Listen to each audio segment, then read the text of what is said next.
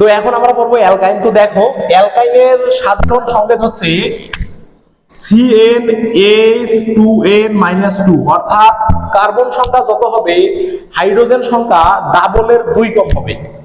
তো অ্যালকাইন কাকে বলে যদি বলি, যে সকল হাইড্রোকার্বনে কার্বন কার্বন ত্রিবন্ধন বিদ্যমান সেটাকে আমরা অ্যালকাইন বলি।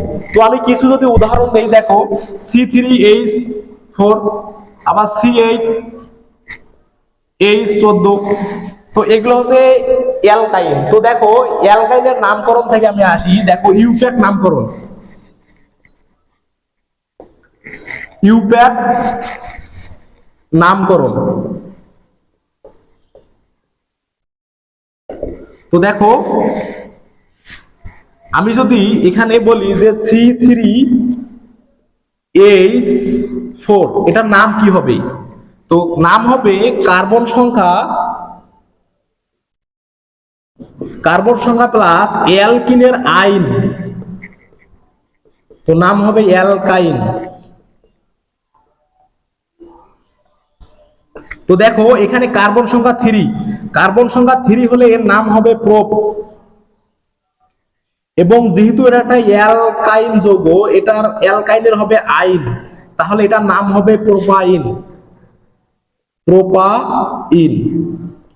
একইভাবে আমি যদি বলি যে C5H8, এটার নাম হবে, কার্বন সংখ্যা যেহেতু 5, তাহলে 5 হলে হবে পেন্ট,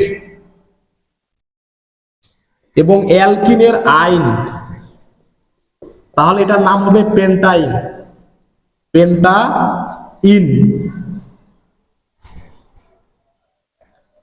একই সিস্টেমে আমি যদি আরেকটা বলি যে C8H14, তাহলে এটার নাম হবে অক্টাইন। কার্বন সংখ্যা 8 বলে নাম হবে অক্ট, এবং এটা একটা অ্যালকাইন যৌগ, এটার নাম হবে অক্ট যোগ আইন, অক্টাইন। তো আমার মনে হয় তোমরা অ্যালকাইনের নামকরণগুলো পাবা। তো দেখো আমি এখন যাব অ্যালকাইনের প্রস্তুতি।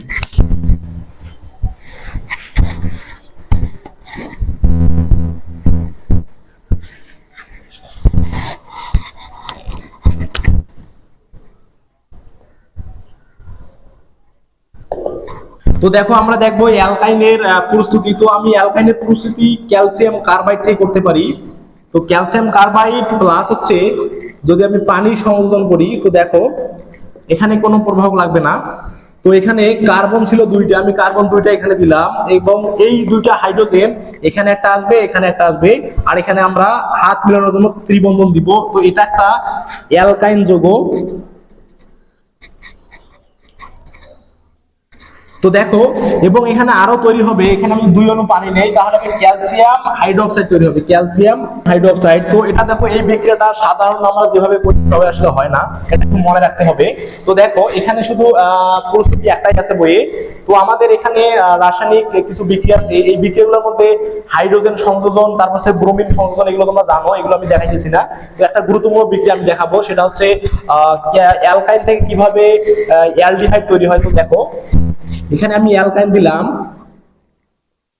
এটার নাম হচ্ছে ইথাইন, এবং এখানে যদি পানি সংযোজন করি, এবং প্রবাহ হচ্ছে 20% সালফ্রিক অ্যাসিড